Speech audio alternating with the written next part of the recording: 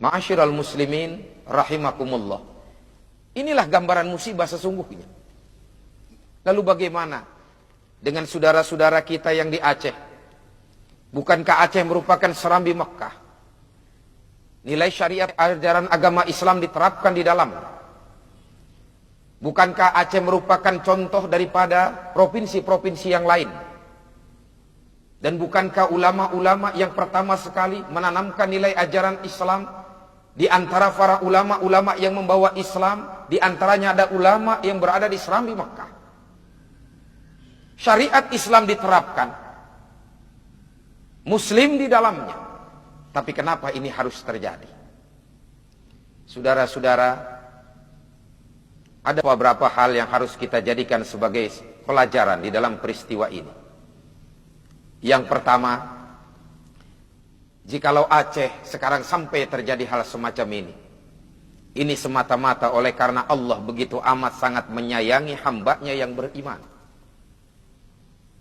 Kita tahu bahwa betapa pasca kemerdekaan Republik ini bahkan jauh sebelumnya kemungkinan nilai-nilai syariat Islam sudah dibawa di serambi Mekah.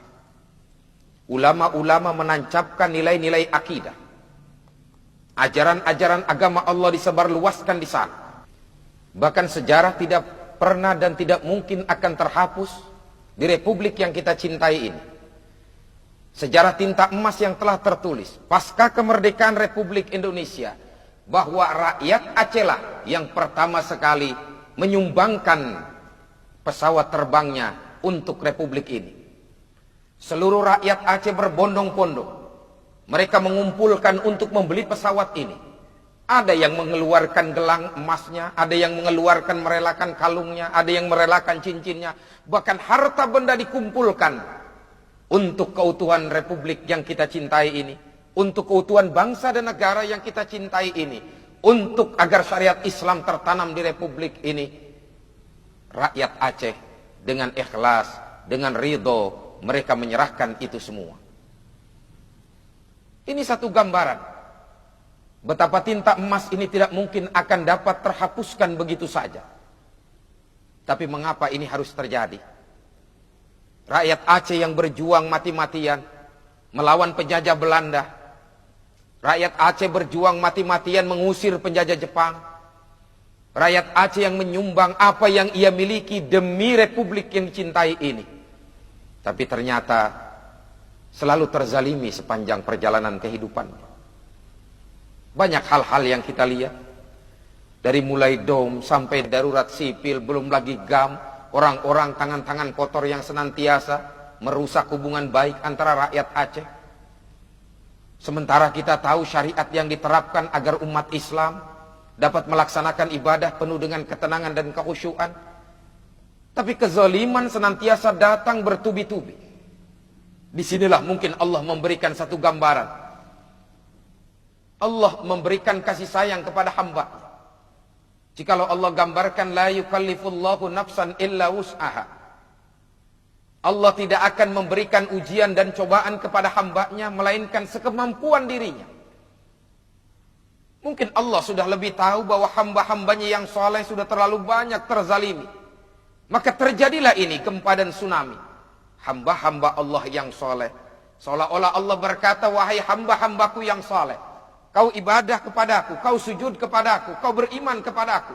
Kau tidak melakukan perbuatan nista dan dosa.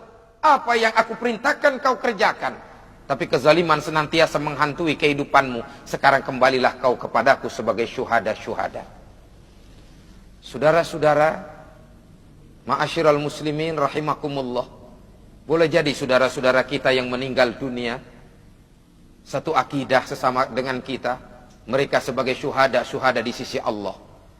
Mereka orang-orang yang beriman, yang sudah ditempatkan khusus oleh Allah satu tempat.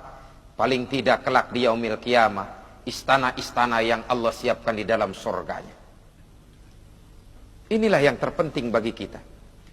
Betapa jikalau Allah mencintai hambanya, segala sesuatu akan Allah naikkan, akan Allah angkat. Lalu yang kedua, boleh jadi Allah tidak menginginkan serambi Mekah, syariat Islam yang sudah ditanamkan di bumi rencong ini, di Nangro Aceh Darussalam dikotori oleh tangan-tangan yang tidak bertanggung jawab. Mungkin Allah tidak redho dan Allah tidak suka dengan tangan kotor semacam ini, maka Allah habiskan semua dengan datangnya gempa dan tsunami. Boleh jadi satu saat Allah akan bangkitkan generasi-generasi baru yang beriman. Iyasha yuzhibkum ayuhan nas wa ya'ti bi akharin. Kalau Allah ingin berkehendak akan hal semacam ini, hai manusia, kalau Allah menginginkan hal semacam ini untuk mengambil mereka, dengan mudah Allah ambil, lalu Allah datangkan yang lain, generasi baru. Maka paling tidak kita berharap suatu saat kelak nanti bahwa Nangro Aceh Darussalam betul-betul menjadi satu provinsi yang bernuansakan Islami, dengan nilai-nilai syariat Islam ditanamkan dan nilai Serambi Mekah betul-betul terlihat di dalamnya. Ini satu pelajaran betapa kejadian-kejadian semacam ini hakikatnya bagi mereka yang masih hidup merupakan satu pelajaran. Kita yang masih hidup ini merupakan satu pelajaran yang berharga. Betapa jikalau Allah ingin berkehendak akan sesuatu, tidak memakai waktu yang bulanan, mingguan, harian, dengan hanya hitungan detik atau hitungan menit selesai bagi Allah. Allah berkuasa. Walaupun pakar-pakar di bidang gempa dan lain sebagainya, bahwa ini adalah kejadian alam, akan terjadi nanti 10-100 tahun akan datang. Tapi bagaimanapun secara kacamata keimanan, inilah kemauan Allah. Betapa kita manusia tidak punya daya dan kekuatan. Betapa jikalau Allah ingin melaksanakan sesuatu dengan mudah dan gampang. Bagi mereka mungkin ini merupakan satu kiamat kecil. Tapi di sini Allah menunjukkan sekali lagi kebesaran dan kehebatannya. Saya masuk ke Nangro Aceh Darussalam pasca tsunami. 1 minggu kurang lebih sekitar pasca tsunami saya masuk ke dalamnya. Saya terenyuh. Saya masuk ke kampung-kampung, saya masuk ke pantai-pantai. Subhanallah. Betapa ketika itu kita manusia kecil, kita tidak punya arti. Di hadapan Allah kita tidak punya apa-apa. Saya lihat bangkai manusia seperti melihat bangkai binatang. Di sepanjang jalan itu bangkai-bangkai. Sementara orang ingin menyelamatkan dirinya masing-masing. Gedung-gedung yang mewah hancur berantakan. Di sepanjang sungai pun demikian. Barang-barang mewah yang dibanggakan, mobil-mobil mewah. Harta yang berharga yang dibanggakan. Rumah yang dibanggakan. Ketika terjadi itu semua, tidak punya makna dan arti di hadapan Allah. Sepanjang jalan saya menangis. Bangkai manusia. Kalau teringat saya sedih. Subhanallah, betapa besar kemuliaan Allah. Tapi ketika saya lihat rumah-rumah suci Allah, saya lihat masjid-masjid berdiri dengan kokoh, tidak terhempas dengan air, dan disinilah Allah menunjukkan kebesarannya. Bagaimanapun dahsyatnya gelombang tsunami, bagaimanapun dahsyatnya hantaman air, tapi ketika datang air tsunami ingin menghantam masjid, seolah-olah Allah memberikan perintah, hai air, jangan kau sentuh itu rumah suci.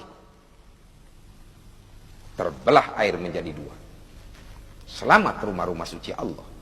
Ini semua kemauan dari Allah. Subhanallah, Maha suci Allah. Ada lagi saya lihat 2 makam ulama besar, pembawa Islam pertama, seperti Syekh Malikus Saleh dan Syekh Kuala. Saya memang tidak melihat secara langsung, tapi begitu saya melihat keadaannya, saya takjub. Allah selamatkan 2 makam ulama besar. Dan ketika saya ingin tahu kenapa bisa selamat, saksi hidup pun bertemu dengan saya. Betapa makam Syekh Malikus Saleh, ketika datang gempa banyak orang berkerumung di dalamnya. Mereka berzikir kepada Allah. Dengan izin Allah pun itu diselamatkan oleh Allah, tidak terhempas dengan air. Demikian pula makam Syekh Kuala. Ini artinya apa? Seolah-olah Allah memberikan gambaran kepada manusia, hai manusia, jikalau kau ingin selamat hidup di dunia dan di akhirat, pertama dengarkan para ulama dan para kiai, ikuti mereka. Mereka warasatul anbiya, Ikuti ajaran Quran, apa yang disampaikan menurut syariat ajaran agama. Yang kedua, hai manusia, jikalau kau ingin selamat hidup dunia akhirat, jangan kau jauh dari rumahku. Sujud kepadaku. Kamu tidak punya apa-apa di hadapanku. Seolah-olah Allah memberikan satu gambaran betapa kau lihat ini keadaan Aceh. Bangunan semua terhempas rata menjadi tanah. Kau lihat bagaimana tanah yang ada menjadi rata, semuanya diratakan oleh Allah. Tapi kau lihat itu rumah suciku berdiri dengan gagah dan kokohnya. Artinya apa? Kau harus banyak sujud kepadaku dalam hidup. Introspeksi diri. Ma'asyiral muslimin rahimakumullah. Ini baru kiamat sughra. Saya tidak pernah membayangkan manakala kiamat kubra datang. Jikalau Allah sudah menggambarkan, idza zulzilatil ardu zilzalaha wa akhrajatil ardu athqalaha wa qalal insanu ma laha yauma idzin tuhaddisu akhbaraha, sampai akhir ayat. Saya tidak bisa membayangkan jikalau ini betul terjadi. Idza zulzilatil ardu zilzalaha, manakala bumi ini digoncangkan oleh Allah dengan goncangan yang amat sangat dahsyat. Wa akhrajatil ardu athqalaha, Allah keluarkan apa yang ada di dalam bumi. Subhanallah, jikalau gunung-gunung sudah Allah hancurkan, yang di dalam bumi sudah Allah bangkitkan, air laut sudah naik semuanya, mau kemana kita pada saat itu? Gelombang tsunami sesuatu peristiwa yang kecil di hadapan Allah. Tapi kiamat kubra jikalau datang, ini akan menyebabkan manusia ketika itu tidak punya arah dan tujuan. Jangankan kiamat kubra, kejadian di Aceh begitu amat sangat menyentuh batin kita. Ketika terjadi gelombang tsunami, orang sudah berlari ke sana kemari. Ayah sudah tidak lagi menghiraukan anak, anak tidak lagi menghiraukan ayah, ibu tidak tahu mana anaknya, anak tidak tahu mana ibunya. Mereka saling menyelamatkan diri masing-masing, seolah-olah kiamat tiba, padahal itu cuma sekedar ujian dari Allah. Subhanallah.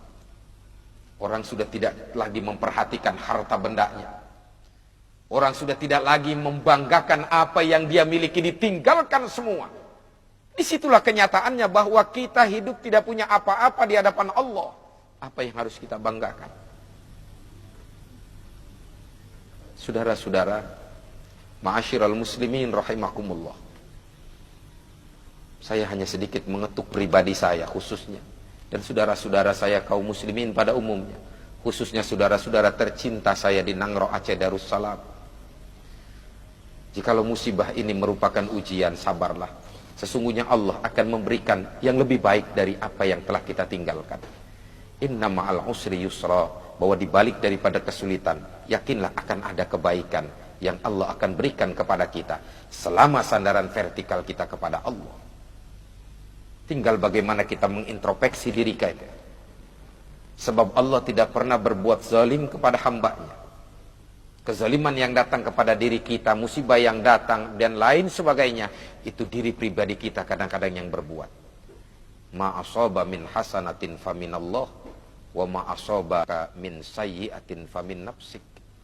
Kepada saudara-saudaraku yang masih hidup di Aceh, mari kita kembali kepada Allah dengan introspeksi diri kita. Jangan sampai Nangro Aceh Darussalam sebagai serambi Mekah, tapi akhlak kita tidak akhlak seperti akhlaknya baginda Rasul. Berakhlak seperti akhlaknya Quran. Laksanakan nilai-nilai syariat ajaran Islam dengan sebaik-baiknya. Jauhkan setiap kemunkaran. Ini pelajaran bagi kita sekalian. Lalu bersabarlah dari setiap apa yang datang kepada kita. Karena yakinlah sekali lagi, sesungguhnya dengan kesabaran akan Allah buka satu jalan, satu pintu yang akan membawa kebaikan dan kebajikan. Dan kepada saudara-saudaraku yang di Aceh, sekali lagi saya berharap, siapapun saudara-saudaraku, apapun status saudara-saudaraku, mari kita jadikan Aceh sebagai serambi Mekah. Kita jalin ukhuwah Islamiyah. Jangan lagi ada pertumpahan darah di tengah-tengah tanah rencong yang kita cintai. Yang sudah biarlah berlalu. Yang sudah lupakanlah itu semua. Itu semua adalah kemauan Allah. Sekarang Allah menginginkan kita bersatu. Saya berharap saudara-saudara saya bersatulah. Dimanapun kita adanya. Sekali lagi yang sudah tinggalkanlah. Kita mulai buka layar baru. Kita tutup layar hitam, kita buka layar putih, menyongsong masa depan yang diridhoi Allah Subhanahu wa taala. Kepada pemerintah saya juga berharap bahwa rakyat Aceh membutuhkan banyak pertolongan bagi kita. Dan saya yakin bahwa rakyat Indonesia mampu membantu rakyat Aceh. Walaupun dari luar pun membantu, tapi saya yakin rakyat Indonesia, umat Islam pada khususnya, masih dapat membantu rakyat Aceh, saudara-saudara muslimnya yang berada di sana. Dengan nilai kesatuan dan persatuan. Dengan i'tikad baik, sama-sama saling membantu. Insya Allah keikhlasan akan membawa satu jalan keluar terbaik. Dan Allah akan tahu segala apa yang kita lakukan. Kita berharap kepada Allah. Mudah-mudahan Allah senantiasa menjaga bangsa dan negara kita ini dengan sebaik-baiknya. Semoga Allah Subhanahu wa taala mengampuni saudara-saudara kita, mereka yang telah mendahului kita. Mudah-mudahan mereka sebagai syuhada di sisimu ya Allah. Jikalau dosa pernah mereka lakukan, ampunilah dosa dan kesalahan mereka ya Allah. Jikalau kami yang melakukan perbuatan dosa ya Allah, ampunilah sebab ampunanmu begitu amat sangat besar ya Allah. Ya Allah ya Rabb, jadikanlah bangsa dan negara ini adalah bangsa dan negara yang senantiasa sujud kepadamu rakyatnya. Amankan kami ya Allah dari berbagai macam malapetaka. Jangan kau uji kami ya Allah dengan ujian yang kami tidak mampu. Jangan kau jadikan hambamu ini ya Allah sebagai hambamu yang tidak mensyukuri segala apa yang kau berikan darimu ya Allah. Terimalah segala amal kebajikan kami ya Allah. Tunjukkan kami jalan yang lurus ya Allah. Terima segala amal ibadah kami ya Allah. Jikalau satu saat kau matikan kami dalam keadaan husnul khatimah. Ampunkan dosa dan kesalahan kami. Dan kumpulkan kami, keluarga kami, saudara-saudara kami di dalam surgamu ya Allah yang penuh dengan kenikmatan. Rabbana taqabbal minna du'ana innaka antas samiul alim. Wa tub alaina innaka antat tawwabur rahim. Rabbana atina fid dunya hasanah. Fil akhirati hasanah wa qina adzabannar. Ibadallah,